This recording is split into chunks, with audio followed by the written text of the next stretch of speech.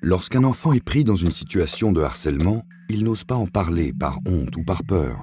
Qu'il soit harceleur, harcelé ou même témoin, il est donc important d'amorcer le dialogue avec lui pour dénouer la situation et en parler avec l'équipe éducative.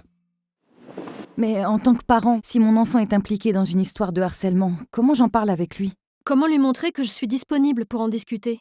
Comment faire pour qu'il n'ait pas peur ou honte de m'en parler? Comment lui faire comprendre que je prends bien en compte ce qu'il me dit? Ok, mais alors comment j'en parle avec lui?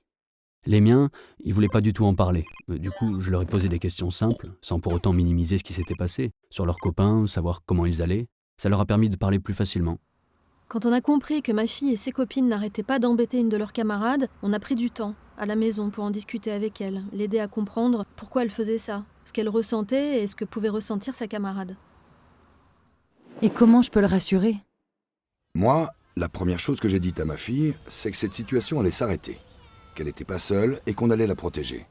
Pour mon fils, on avait fait une sorte de plan d'action avec les différentes étapes. Ça l'a vraiment rassuré. Et comment faire pour qu'il n'ait pas peur de me décevoir? Mes 2 enfants ont été témoins de harcèlement. L'un d'eux y a même participé.